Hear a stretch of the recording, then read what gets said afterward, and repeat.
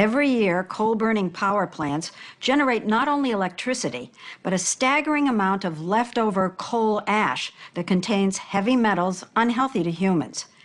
Yet, due in part to intense industry lobbying, there are no federal regulations on its disposal. It's left to the states to oversee some of the most powerful utility companies in the country. So coal ash is often just dumped into giant pits that are dug by rivers and lakes, where toxins can leach into nearby water and soil. There are over 1,000 ash pits or ponds dotting the nation, many of them old, poorly monitored, all but forgotten. But every few years, we are reminded that the status quo can lead to disaster, like the coal ash spill this past February into North Carolina's Dan River at a power plant owned by Duke Energy, the biggest utility company in the country. The spill at Dan River happened when a drainage pipe that ran underneath an ash basin and dam collapsed, sucking out 6 decades of waste and spewing gunk directly into the river. It was an accident. It didn't work the way it should have worked. It did not meet our standards or expectations. Duke Energy CEO Lynn Good, then only 7 months on the job, had a crisis on her hands. How many tons of ash, do you know, went into the river? Yes, we released between 30 and 39,000 tons of ash into the river. Wow. We moved immediately to repair the pipe and also begin cleaning the river. And we've used this as an opportunity at Duke to raise our standards even higher of all of our basins to ensure and confirm that they were operating safely. Once the water spilled out of the basin, this is what was exposed: canyons and ridges of industrial waste the size of 20 football fields, buried right by the river where people fish and swim and get their drinking water. But the accident at Dan River wasn't the first time a coal ash pond collapsed. It happened to another company 6 years ago in Kingston, Tennessee. That spill was more than 100 times larger, smothering homes in toxic muck and choking up the river. After Kingston in 2008, did Duke raise its vigilance? Yes, there were inspections that went on throughout the industry, and certainly at Duke, where all of the basins were reviewed. Actually, inspections had been going on for years, including this one in 1986 that Duke itself paid for. It recommended quantitative monitoring of the very pipe that collapsed, saying it was expected to have less longevity. So that first report urging Duke to watch that pipe was 30 years ago, but there were others, 1996, 2001, 2006, advising you to keep watching that pipe over and over. 2009, the EPA warned about the pipe. How could you neglect those? The results of those inspections indicated that we should monitor, and we were monitoring. And what we were looking for is that the pipe would leak before it failed. But it didn't fail in that way. It failed without leaking. I don't think Duke even knew what was underneath some of their dams and knew the structural issues. The spill infuriated Pat McCrory, the pro-business Republican governor of North Carolina. He knows Duke well, having worked there for 29 years. How would you describe or rate Duke's record on dealing with coal ash disposal? Well, actually, there has been no record regarding coal ash disposal. They haven't done anything? Very little, very little. I think the record's been quite poor because, frankly, it's been out of sight, out of mind. Leslie, we have been generating electricity in this country from coal for decades. And that means coal ash. And that ash that has been produced has been stored in accordance with industry standards and practices for decades. We're at a period when the electric system, and certainly Duke's system, is modernizing. We're adding natural gas, we're adding renewables, and we're closing some coal plants. Fact is, Duke closed the Dan River plant in 2012, and that perplexed the governor. When I heard about the Dan River plant having a coal ash spill, my first reaction was, wait a minute. That plant's been closed for years. Why are we having a spill at a plant that's not even open? That's because when they closed the plant, Duke just left the ash pond where it was. In an unprecedented program, Duke has closed half their coal ash plants in North Carolina in the last 3 years, blowing up one after another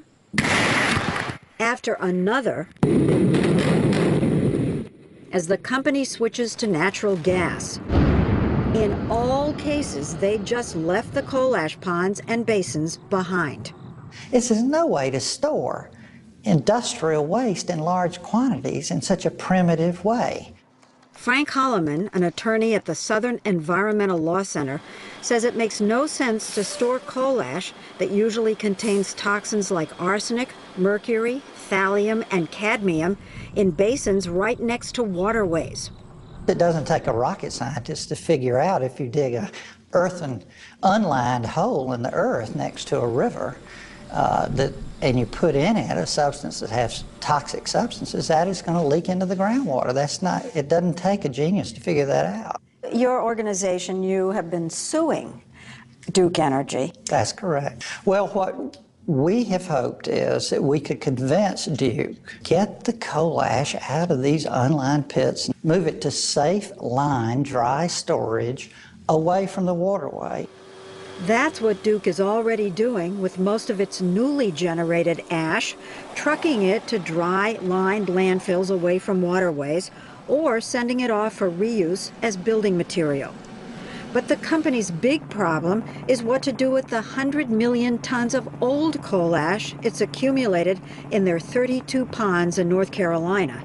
Some, like this one, up against people's backyards where children play. Leslie, we're committed to closing all of the sites. When you say close, what do you mean by close? So there are various methods that can be used to close. Certainly excavating them to a lined landfill is one of the methods. That method would cost up to $8 billion. But Duke is considering two other options: lining the bottom and top of the ponds, but leaving the ash there, which would cost somewhat less. Or, least pricey, at $2 billion, cap in place, which means just covering the top of the pond, with no lining on the bottom. And typically cap in place is not lined on the bottom, but we would not move forward with a cap in place unless we had a certainty that the water is safe. And so that's where the science comes in, that's where the study needs to be completed, so that we develop smart solutions. It's called cap in place. Cap in place. Right. Now, would that satisfy your organization? No, it would not. An unlined pit next to a river, a lake, or a drinking water reservoir, it stays wet. Only if you have a lining in it do you separate this industrial waste from the water table and the groundwater. So cap in place is only pollute in place. Well, obviously, I'm not a scientist, but shouldn't you just say, okay, we're going to line them all? I'd love to tell you there's a simple solution to this. I'd love to tell you that Why isn't that a simple solution? that ash has been stored for decades can be solved quickly. We like quick answers. We like to pull our cell phone up and do research and get answers right away. But in order to do this right, we do need to do the study. We need to understand what is the groundwater, where is the groundwater. We need to understand the stability of the basin. We need to understand the soil type. I cannot immediately move 100 million tons of ash. It's not a response that makes any sense, doesn't make common sense. As much as I'd love to tell you there's a simple solution, it's one that requires study, and it's one that requires time to complete. But environmentalists say studying is code for stalling, because this problem isn't new. Duke has been conducting tests around their ash ponds for decades. And 5 years ago, when state regulators demanded to see the data, they found something alarming. The coal ash ponds in all of Duke's 14 plants were either leaking toxic chemicals into rivers and streams or contaminating the groundwater. Some of the readings that we have found are for elements like iron and manganese, which are naturally occurring. But 9 of your plants have been found to have groundwater violations for contaminants including lead, sulfate, boron, chromium, thallium, selenium, and arsenic. So we have had exceedances. And when I said iron and manganese, Leslie, I was talking about the majority of them. We have had instances of other readings as well. Well, I'm citing your own monitoring statistics. which do say that there have been hazardous chemicals that have entered the groundwater or surface water at all 14 plants by your own admission. And what we have recommended and will be moving forward with, and the state has recommended, is further assessments so that appropriate steps can be taken. So, Leslie, I think assessments. I know. I think it's important to understand this. But even you have to throw your head back and say further assessments. But these results go back years, and to say we need to study more, you know, is a very frustrating thing to have to hear. And I'm not even a citizen of North Carolina. We have very openly and transparently disclosed these results to work with the regulators to determine whether it really represents a risk. Does Duke's coal ash today pose any health risk at all? I believe our system is operating safely. But local environmentalists showed us leaks from several of Duke's ash ponds, like this one at Cape Fear. The stream is like this, leaking coal ash into the river 24 hours a day, 365 days a year. After we asked state officials about this particular leak, lab tests were done showing notably elevated concentrations of sulfate, aluminum, iron, manganese, boron, and strontium.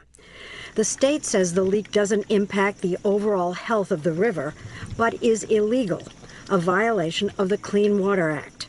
Yet environmentalists like Frank Holloman say that over the years, the state never forced Duke to clean up its ash ponds under both Democratic and Republican administrations. How powerful is Duke Energy in the state of North Carolina? It's the most powerful entity in the state of North Carolina. It spends millions of dollars on political contributions, and it has traditionally had a very close relationship with the state regulators. Just this year, Governor McCrory cut the budget and staff of the specific department that inspects the ash ponds. The state legislature did pass a law in August requiring Duke to clean up its plants, but only after the company had already volunteered to do that. Earlier, when Holloman tried to sue Duke, he was thwarted by the state, which stepped in and negotiated a settlement that allowed Duke, you guessed it, more time to study and imposed only a paltry fine. Tell everybody how much the fine was. I don't have that list, but again... It was $99,111, which correct. Does not sound like a big fine. It wasn't a big fine. All this has made federal prosecutors suspicious. They impaneled a grand jury to investigate whether Duke or the regulators has done anything illegal to get the state to go easy on the company. Virtually every newspaper in the state of North Carolina came out with editorials claiming that Duke was lax and lawless when it came to the environment and acted like a bully with state regulators. I recognize that. I disagree with that characterization. It's been a challenging time, a difficult time, lots of voices weighing in, certainly lots of scrutiny and criticism. But you must take this to heart if there's so much of it, you know? Of course we do. We take this very seriously, and we're using this as an opportunity to raise our standards even higher, to ensure that our operations are safe. It's our highest priority at Duke. Later this month, the Environmental Protection Agency is set to announce whether coal ash will be regulated by the federal government as hazardous waste, meaning potentially much tougher disposal rules and oversight.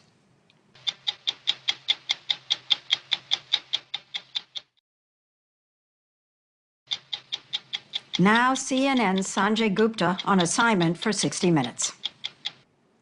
Cancer has outwitted scientists and doctors for decades. More than 1,500 people still die of the disease every day in this country. But scientists will tell you they have learned more about cancer in the last 5 years than ever before. And no one is more optimistic about what that will mean for patients than Dr. Patrick Soon-Shiong. He's been called a genius, a showman, an innovator, and a hypester.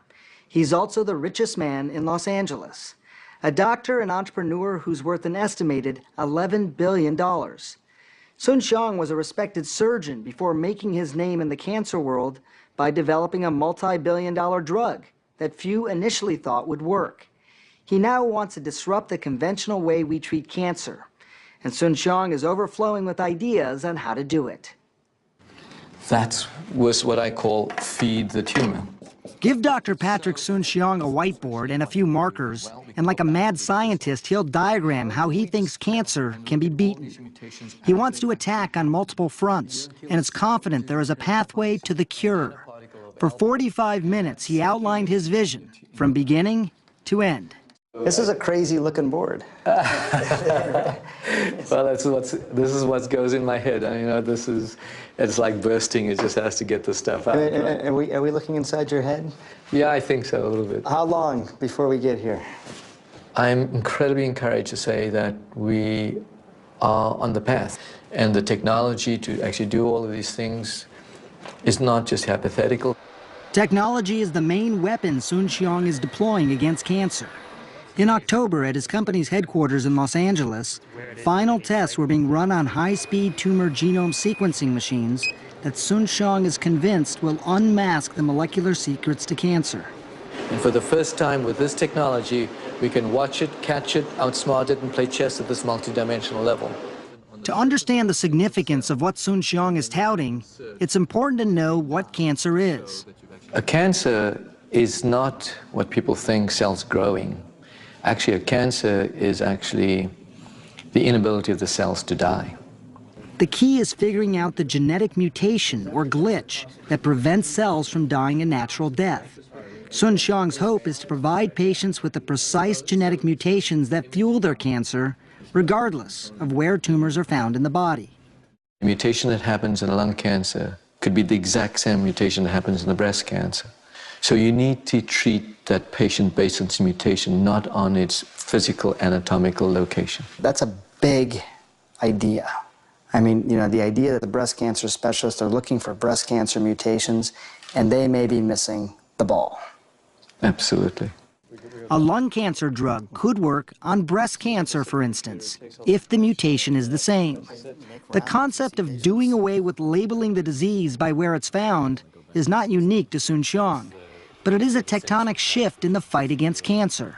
The notion of classifying a cancer by its mutation. Imagine reclassifying cancer and having people conceive and understand that cancer is a slew of rare diseases. So I'm very excited because we are going to create this revolution. And what's it going to mean? I mean, well, it's going to mean that you have a better shot of having a better outcome and having a quality of life and actually turning cancer hopefully into chronic disease. It's very optimistic. Realistic as well? I think so, very much so. Soon-Shiong has appointed himself to lead this revolution. Cancer genome sequencing is not new, but what's different about Soon-Shiong's project is the scale. He has spent nearly $1 billion of his own money to build a massive infrastructure run by supercomputers to find every single genetic mutation that could drive cancer. This is Soon-Shiong's plan. A patient anywhere in the world has his tumor biopsied. The tumor cell's complete genetic map is then created all the way down to the proteins that are produced. What only recently took months can now be done in a day. Ultimately, personalized information for each cancer patient would show up in the palm of his hand. This is the baby. That's it, huh? It'll be the world's first browser of the cancer genome. So think about that. You'll be able to fly through to get to the single letter that's mutated.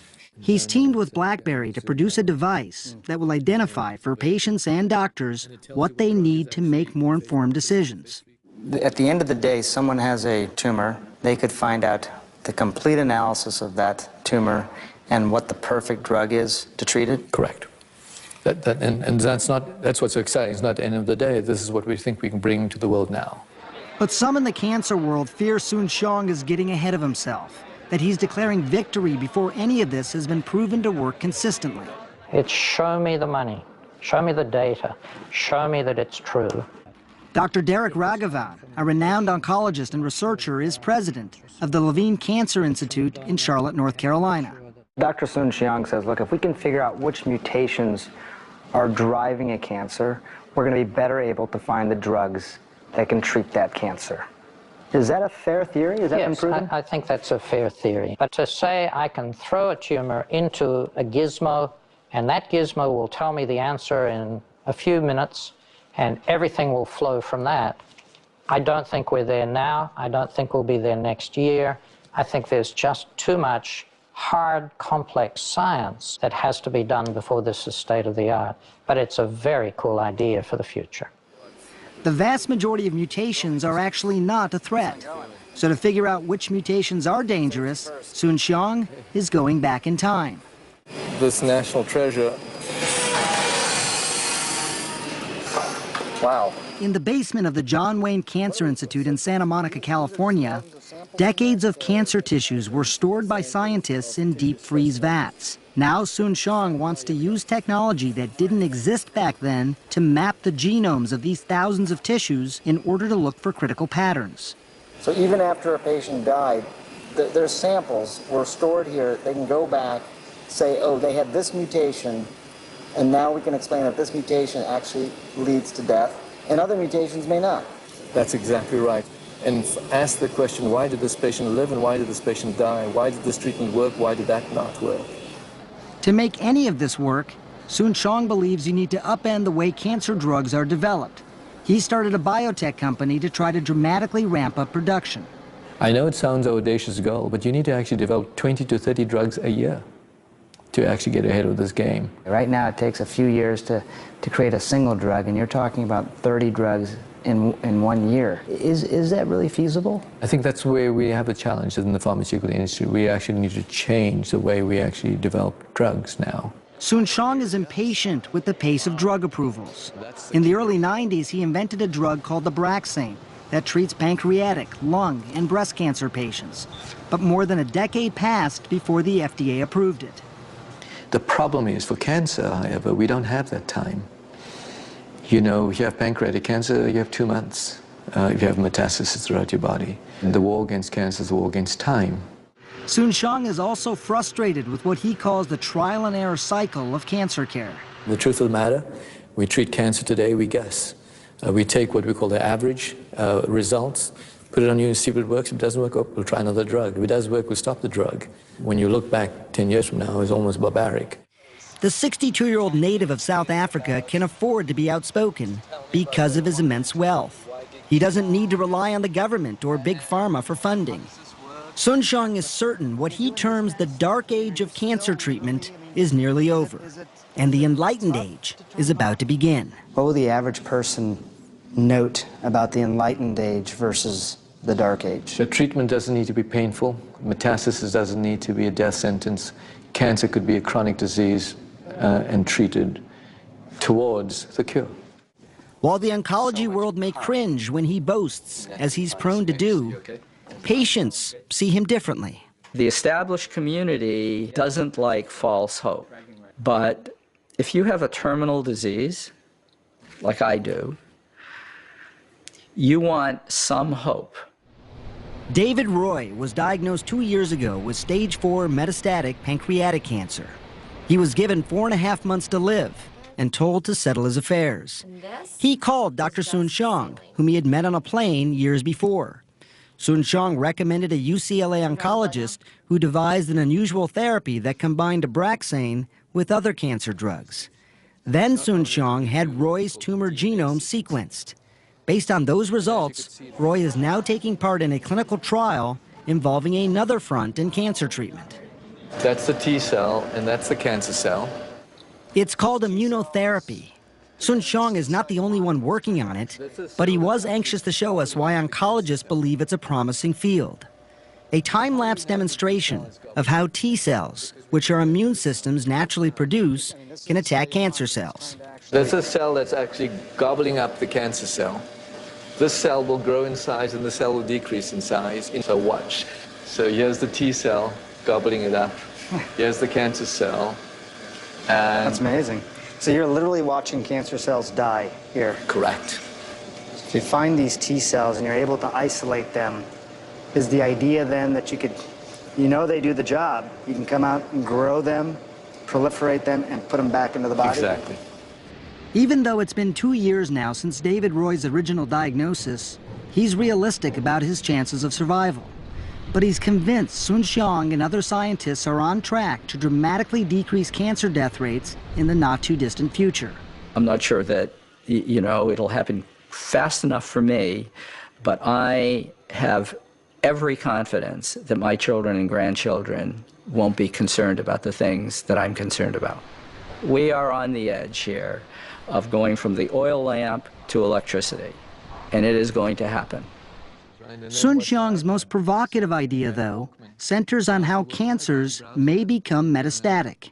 He believes chemotherapy works best when administered in frequent, low doses, and that in some cancers, the traditional method of blasting a tumor with heavy doses of chemotherapy may actually be counterproductive, because it could induce cancer cells to escape the hostile environment, enter the bloodstream, and find a new home. It's on the move. It's on the move, and it's looking for another place to land. So circulating tumor cells in the blood is the next frontier. So here, those are the circulating tumor cells. That's incredible. If cancer spreads, the likelihood of survival decreases dramatically. So before individual rogue cancer cells fan out and form new tumors, Sun Xiang wants to detect them with what are known as liquid biopsies. A person's blood sample is put through this biochip that separates normal blood cells from heavier circulating tumor cells. This is a view inside the biochip as the tumor cells are being funneled to the top.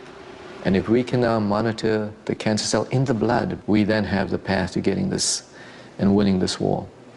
We never had those paths before. After pulling out the circulating tumor cells, scientists can take them back to the genome sequencer to look for new mutations that made them resistant to the initial treatment, and hopefully find a new drug to treat it. It's yet another angle Sun Xiang is taking to disrupt cancer.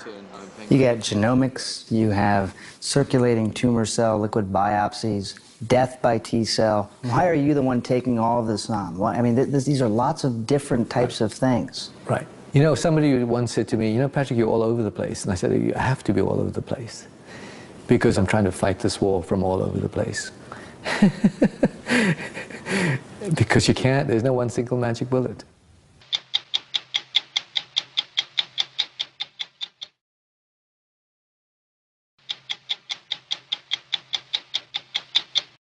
If you have ever taken a vacation to Italy, chances are you've been to Florence or Venice or Rome. It's unlikely you've been to a place called Cremona, a small city with a rich heritage. It's home to one of mankind's most glorious and coveted creations, elegant, handcrafted Stradivarius violins. Cremona was home to the master himself, Antonio Stradivari, who carved stringed instruments out of raw wood and set the standard for a vibrant musical tradition that still flourishes today.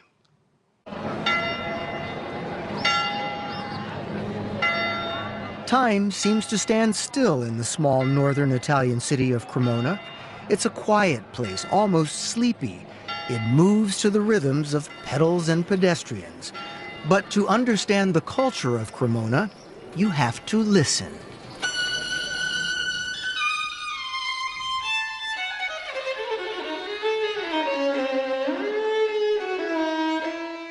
It's believed the violin was invented here.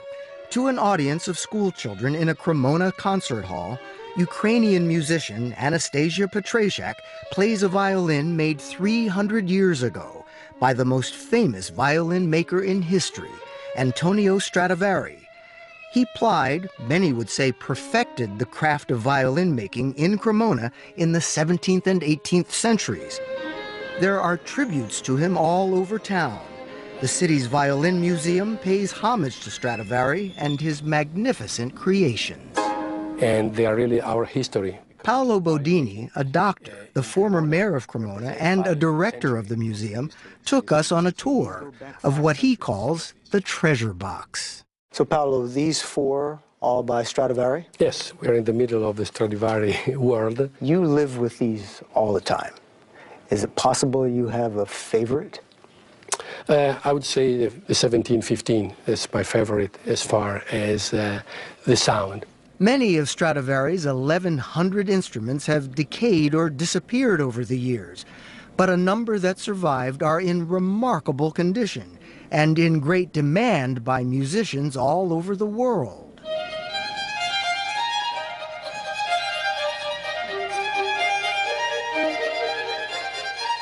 Cremona's creations have been exported worldwide.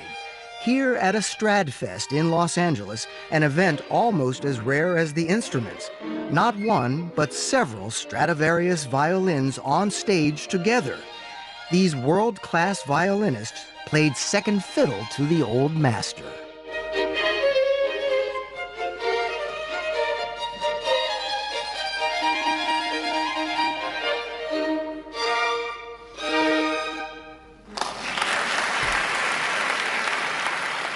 Cremona has brought many of Stradivari's violins back home. There are older instruments from Cremona here too, some made by the Guarneri family, and this one made in 1566 by the man credited with inventing the violin, Andrea Amati. Now, this could be played today and would still have that exquisite sound? Yeah, this one is sort of a deep sound. To nurture that sound, these delicate old instruments must be handled, held, played every month or two. They're not just museum pieces that sit No, there. if you want to keep them in shape, you have to play it quite, I wouldn't say quite often, but once in a while. You know, they need to vibrate to be kept alive. And when these exquisite, valuable instruments are taken from their cases to be played by Anastasia Petrashak, they get armored car-type security. It's a measure of their timeless power and versatility.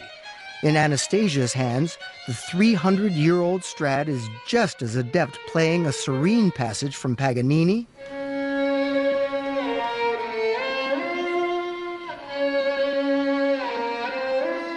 as a gypsy melody by a Spanish composer.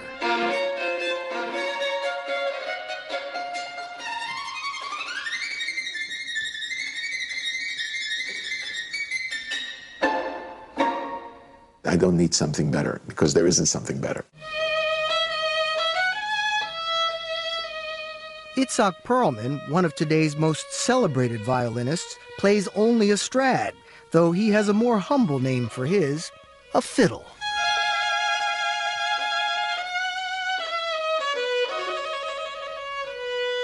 This fiddle is so amazing, I don't have to worry about it. You call it the perfect violin. Well, it's the violin of my dreams. You know, if you want to play a pianissimo that is almost inaudible and yet it carries through a hall that seats 3,000 people, there is your Strad. So describe the sound produced by this Stradivarius. I can actually see the sound in my head. I can actually see it. It has silk. God. It's so difficult to describe, but each sound is different. So this one has that sparkle. There's a sparkle to the sound. Somebody said it's just the Cremona magic. Could be. It could be the DNA of the city. In almost any other Italian city, a medieval piazza and cathedral this magnificent would be crawling with foreign tourists. But Cremona is off the beaten path. It doesn't draw many visitors. But don't mistake it for some charming music box time has forgotten. Cremona actually is a very international city, where the past and present coexist quite harmoniously. Thousands of violins still are made here every year. There seem to be more violin shops than espresso shops in Cremona. There are 150 of them. Stefano Konia came here from Hungary more than 40 years ago. Edgar Russ moved from Austria and makes violins, violas, and violoncellos. Matthias Heiligers came from Holland. He says he and all the other violin makers were drawn by Cremona's history and tradition. Do you feel the old master when you're walking through these streets? Well, yes, it's a matter of realizing that the man who made all those incredible instruments that we are admiring every day and we're listening at in the concert halls were made by a man that actually walked on the street here, because the streets haven't changed, the houses haven't changed. Neither has the way Matthias Heiligers and the other craftsmen make their violins. About the only thing that has changed in the past 500 years, workshops today have electric lights. The violin makers use compasses, hand saws, glue, no nails. The tools are simple, the craftsmanship precise. This is the way Stradivari did it. 300 years ago, he was sitting in the same town doing the same job. The same way. Same way, absolutely. I mean, no power tools, no big technology, you know. How do you decide what piece of wood to use? Well, that is very much a matter of sound, you know. If you listen to this one, for instance, you can hear it. What are you listening for? Pom, pom. That's the note this blade has, okay? Now, it has a kind of clear resonance note. This violin is going to have a clear sound. Can I hear?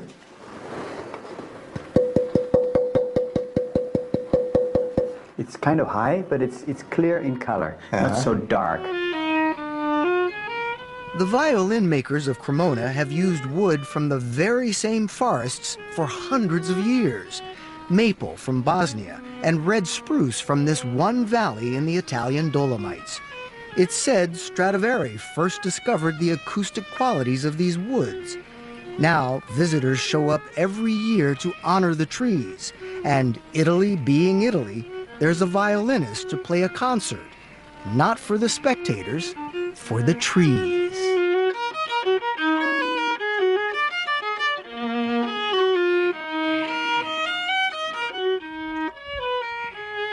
The material needs to be cut in the right place, but also the right way. We need to have the right moon and the right air humidity and the right wind when we cut the tree in the right season to make sure. Absolutely. Is anyone today making violins as good as the old masters in Cremona? I don't think so, but, you know, I hope somebody proves me wrong. That would be great. 300 years we're talking about, and people still want to have a Stradivarius. What is it? What is it? There's nothing like a fine Italian sound. That's the magic. Yeah.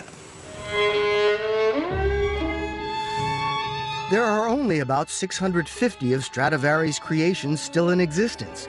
The old instruments from Cremona are so rare and beautiful, they've ignited a kind of feeding frenzy. Sotheby's has this very rare Stradivari viola up for sale and says it's worth $45 million. No takers yet. But Stradivari violins have fetched as much as $16 million, snapped up by collectors and investors. Could you afford your violin today? No. Absolutely not. Would you ever sell your violin? Right now? Your Strad? The way it feels? I don't think so. No. I don't think so. Musicians lucky enough to have an old Cremonese instrument like to play them as often as possible. But being played decade after decade for centuries can be rough on old bodies and joints. I wish I could talk. Bruce Carlson, born in Michigan, has been restoring violins in Cremona for 40 years. He has to take them apart to fix them. Once we're all the way around, then we can slip the table off. He did this to a Stradivarius that literally had fallen apart in a violinist's hands. What is that like to pry open a violin made by Stradivari? I'd be scared to death to try to open that thing. It may be something like a surgeon, you know, when he's operating. Can't think about too much about the human side of things as to just getting on with the business and doing it. Bruce Carlson learned his craft at this school in Cremona. Students from all over the world come here to learn to make violins in the way of the old masters. Chris Kurz dropped out of Penn State to study here. It took him a year to make his first instrument. What can you get in Cremona that you couldn't get, say, if you studied at Penn State or went to New York? I mean, like, I can walk down the street and walk by 3 or 4 shops on my way to get a coffee. E poi fare una specie di curva. And the fact that I can bring my instrument along to any one of those people and walk in and say, hey, Maestro, do you have a minute or two to look at what I'm doing? And then they give me their input. It's the city of violins. Yeah. It's like living, breathing right here in Cremona.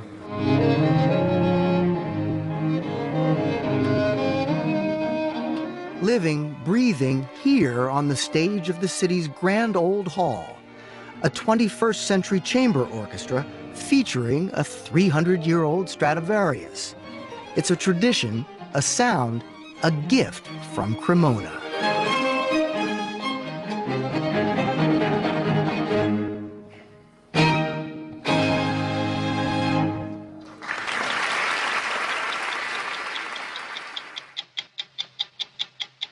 Matthias Heiligers shows Bill Whitaker what modern-day Cremona craftsmanship can do. Go to 60minutesovertime.com, sponsored by Lyrica.